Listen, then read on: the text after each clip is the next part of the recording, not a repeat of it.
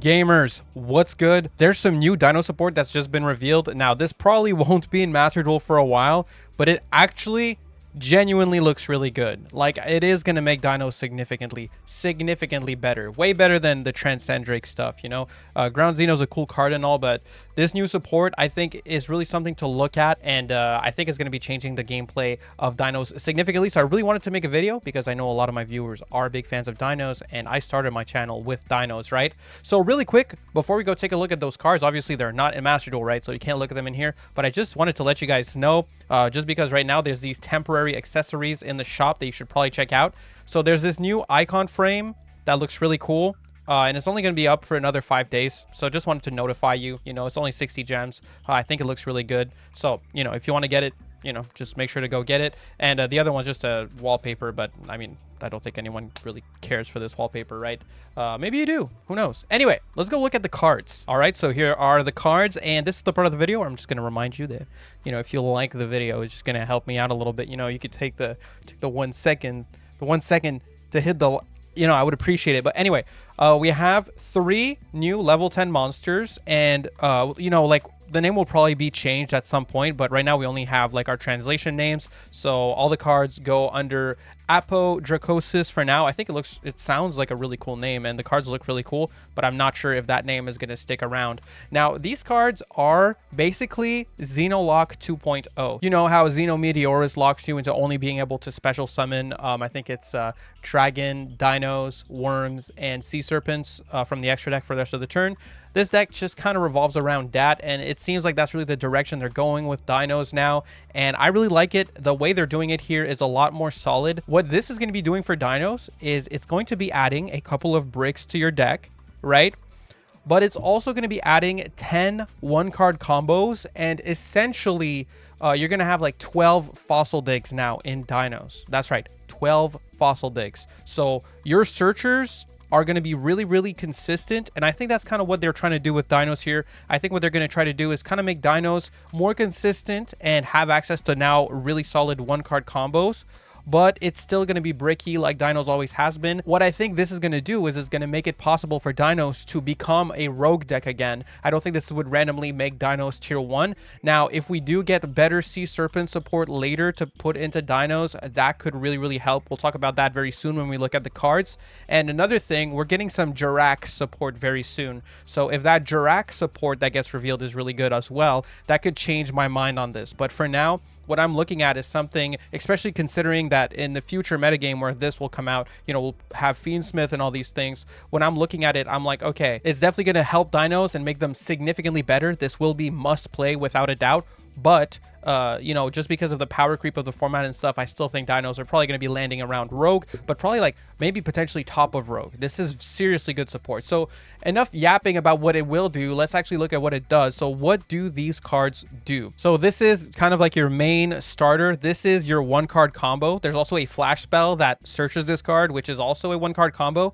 So the 1-card combo starts with this guy. He's kind of what the whole engine revolves around. It's a ritual pendulum card with scale 0, and during your main phase you can scale it up, and then you can pop it to search your field spell, and the Apodrakosis field spell can search any dino. So basically your 3 field spells are a fossil dig. This card is essentially a fossil dig searcher, if you will, and then you have a flash spell that searches this card. So you, all in all, you have like 9 ways to get to the field spell, which is essentially a second fossil dig for dinos, but it does have some caveats. Now, the other really good effect on this card is that if a monster on the field is destroyed by battle or card effect, and obviously dinos destroy themselves by card effect very often, while this card is face up in the extra deck, you can tribute a level 10 Apodrakosis monster to special summon this card, and is treated as a ritual summon. Then you can destroy up to 2 cards you control, and if you do, place that many Apodrakosis continuous spells from your deck.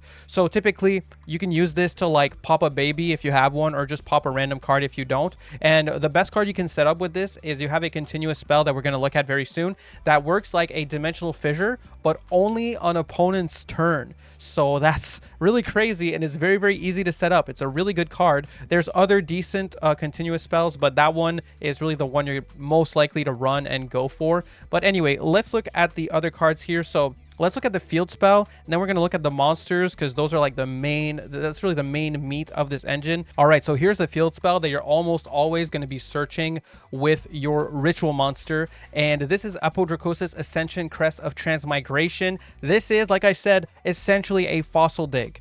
It does a little bit more than a fossil dig, but it's also in ways pretty much worse than fossil dig. So let's just talk about that. So you take 3 monsters from your deck, 1 dinosaur, 1 sea serpent, and 1 Wyrm, and you get to add one of them to your hand. You banish the other one, and you send the last one to the graveyard. Also, you get Xeno locked. So, you know, you can't special summon except for dragon, dino, sea serpent, and worms. Pretty crazy. The fact that it sends to the grave, banishes, and searches is good, but keep in mind, you cannot get the search if you have your 1 of sea serpent in hand or your 1 of worm in hand. So you might end up seeing people running multiples of these guys just to make sure that, you know, they don't clog up their hand and are unable to use the search effect of this. And the thing is, that effect is not just a search effect. It has a lot more value than that. So because you're searching this by popping the ritual, right? The ritual goes face up in the extra deck after being popped. And then if you have a face up Guangba, which is the ritual we just looked at, in your extra deck, you can then special summon 3 Apodrakosis monsters with different types, 1 each from your deck, graveyard, and banished pile. So that's kind of the idea. So basically what you would do is you'll leave the dinosaur Apodrakosis in the deck, because you're going to be probably searching an Ovi or a baby or a mist, depending on what you need.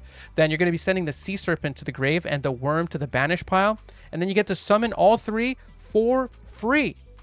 For free. If you search this using the ritual, you always get these 3 free summons. A really crazy effect, especially when you take in consideration that we're going to have Varudris in the game by this time, which is a rank 10 Omni Negate. So this plays super safely into Nib. You get to set up an Omni Negate before Nib into Xenolock. And then you get to also do other things, such as use your ritual's pop effect. You get to do a full dino combo. So you get to do all this stuff before Nib is even activatable. It's really, really insane. So let's now go look at the 3 monsters, right? Because the 3 monsters are a pretty big aspect of this. So starting off with Kuaiba, Rugged Apodrakosis of Dino Crag. We're probably going to be calling this Crag, because, you know, the names are pretty long-winded. This is your Dino Apodrakosis monster, and it is an extender. It's probably the best one to draw out of all of them. This is the only one that does, it's not exactly a garnet. Like, at least you can extend your plays with it. You can actually potentially pop your own dinos with this card. And more importantly, it has the effect of being able to shuffle itself from hand into the deck to add its continuous spell, because all 3 of these monsters have their own continuous spell, and they all like get it a different way. Because this one shuffles itself back into the deck, it's pretty nice, because, you know, you can make sure that it's in the deck when you need to summon it from the deck with your field spell. Unfortunately, the other ones discard themselves, and the worm banishes itself. That's kind of an unfortunate aspect of it, but still, this is a decent extender. The card it searches, the continuous spell, turns UCT into a monster negate quick effect on top of having its Book of Moon, so that's pretty interesting. You're probably going to be running the continuous spell for this one just for, you know, the off chance that you need to shuffle him back. You know, you get to set up that card, and other than that, you know, it's all right. It's just all right. Then we have Yuanba. This is the sea serpent one, and most likely the one that feels the worst. It's just like its continuous spell is not very good. I don't think I'm going to run it. To get its continuous spell, you have to discard it to the grave. This card can special summon itself if 2 or more monsters other than itself were sent to the grave from hand or deck. So, you know, it can potentially extend, but it's not really the easiest thing to do. Like, naturally in your dino combo, you don't often send from hand or deck to grave. You do it like once or twice at most. You know, sometimes you might get it, but this one's not going to be super easy to land. Its effect is pretty funny. So you can place its spell back into the deck, banish your opponent's entire hand, and if you do, they draw the same number of cards. So technically, if you got max seed, you could get your opponent to draw 20 cards and then activate this and make them banish their hand and draw 20 if they don't negate it. So, I mean, that's pretty funny. It sounds like a real goofy replay, but I don't think that's like a viable strategy, and I don't think you should be running this spell for this one. Discarding this card doesn't really do anything for you because you want it in the deck for your field spell. So yeah, this one doesn't feel all that great. And honestly, we don't have a lot of good sea serpents either. So like, if you're looking for other sea serpent targets, some of the best ones we found were like, I mean, Ogo Pogo. I guess if you draw it, it's not that bad. But yeah, there's really not very many good options. And then we have Baba. This is the Wyrm. This one you can banish from your hand to add an Apodrakosis Ascension Gate. His continuous spell is the best one. Like I said earlier, this one is a Dimensional Fissure on opponent's turn only. We're going to look at the continuous spells after. But yeah, this is his spell is really good. So like, you know, you can just, if you draw it and, you know, you're like stuck on it and, you know, you won't be able to really use the full potential of your field spell, you can just banish it, you know, and go get that spell. At least you have a Dimensional Fissure on opponent's turn. That's a really strong effect. And obviously, it's not because you drew this card and you don't get to do that line that you won't also have access to, you know, 2 card combos for dinos that they usually have. That's going to depend on your hand at that point. But yeah, this one, similar to the other two, his condition is if a monster is banished face up while this card is banished and 2 or more monsters other than itself are currently banished, you can special summon this card. This one, actually, if you get in the banish pile pretty early, you can do the first banish with like Misk banishing 2, and then later in your combo you're going to go for double evolution pill, and you're actually going to get to summon this one from the banish pile, so that can be pretty useful. Also, it has a search effect by bouncing the gates, but I don't think that's going to come up super often. I think most of the time you're going to want to keep his continuous spell on the field anyway, but you know, if it comes up, it comes up, I guess. All right, and the next one to talk about here, this one don't have much to say about it. This is a flash spell that adds the ritual to your hand, and that's basically all you really care about. It also has the effect that you can just put an Apodrakosis pendulum monster from your hand to your extra deck face up. I don't really see the point in doing this because you're literally going to grab that ritual and then you can just like scale it up and pop itself to put itself face up in the extra deck, and then you also get a search from it. So I don't think there's really a benefit to doing this. I guess unless you already had one in hand, then I guess you can maybe capitalize on that. I really don't know. I really don't understand this one. This extra clause, it's cool to have, I guess. Like, it's an option you'll have, but you're almost never going to do this. You're just going to add it to your hand, scale it up, pop, search a field spell, you know what I mean? But during your main phase, if you control an Apodrakosis Pendulum monster card, you can banish this card and 1 Apodrakosis monster from your grave. Special summon 1 Apodrakosis monster from your deck with the same original type as the monster banished. So this effect seems to be more so catered to if you were running multiple copies of your Apodrakosis names, because obviously they only have 1 of each type for the Apodrakosis monsters.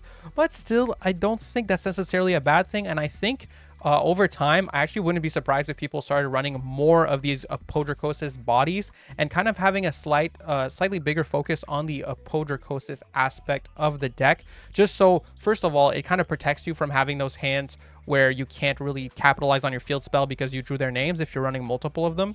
And then you can also take advantage of extra effects like this and stuff like that that could actually be useful. All right, so this is your best continuous spell, and let me just remind you that that ritual monster that summons itself from the face up extra deck actually gets a pop on summon that can then place face up one of these continuous spells. So it is very, very easy to get to this card right here, and this is the best one. So basically, any monster sent from the field to the grave during your opponent's turn is banished instead. That's simple. It's that simple.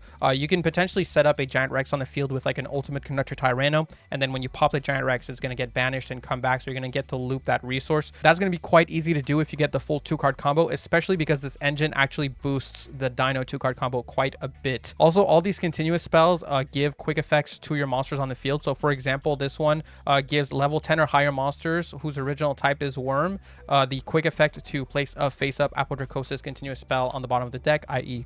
probably this card, to change one monster's attack to 0.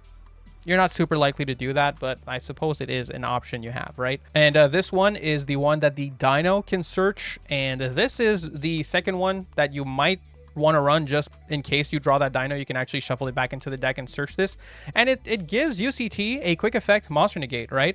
So basically, Apodrakosis Pendulum monsters and level 10 or higher monsters whose original type is Dinosaur, which by the way UCT is level 10, gain this effect once per turn when the effect of a monster on the field with less attack than this card, so like less than 3,500 attack, which is pretty damn common, is activated. You can place this card or another face-up Apodrakosis continuous spell you control on the bottom of the deck and negate the activation. It doesn't destroy, but still, the fact that now you'll have the Book of Moon effect and a monster negate on UCT if this is on the field is quite cool, right? Like, it's pretty neat. And keep in mind, this effect that it applies to monsters is not a hard once per turn. So funny enough, if you had, let's say you have this card and the banish one, the green one we just looked at, on the field at the same time, and you control the ritual monster as well as UCT, let's say, then they both get the effect. So what you could do is you could go like monster negate by shuffling back the green one.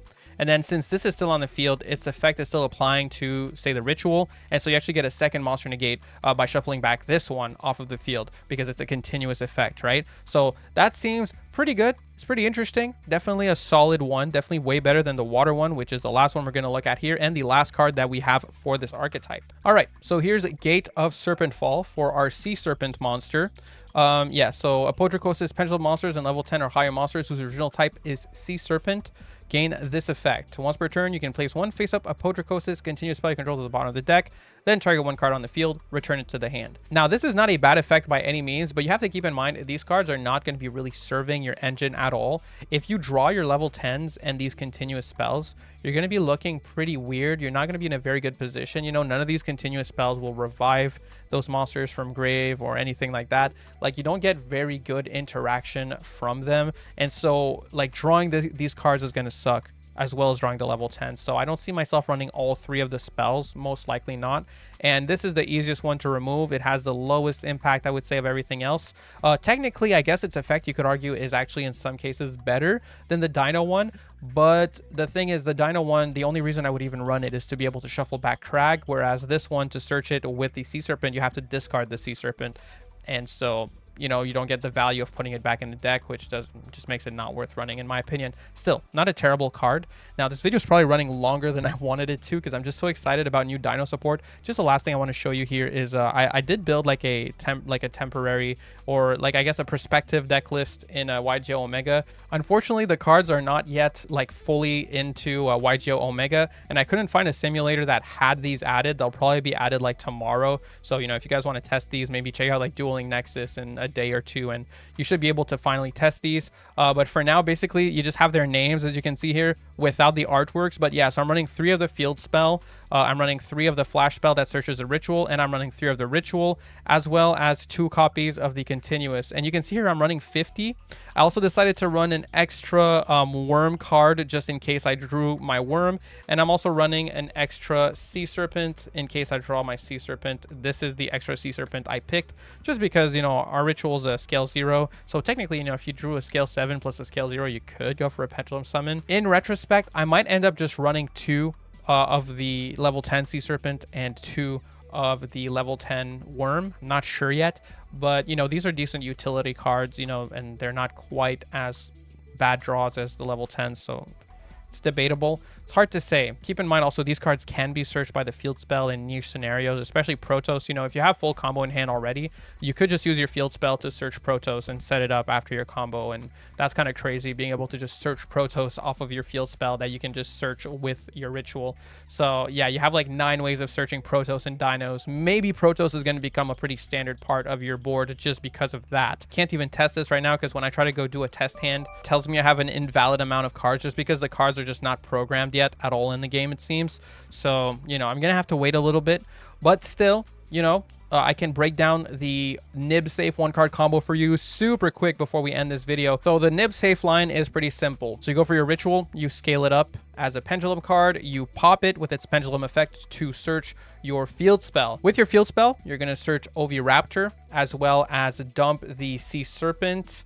And you're also going to banish the Wyrm monster. So now that you searched Ovi, before summoning him, you actually want to go for the second effect of your field spell.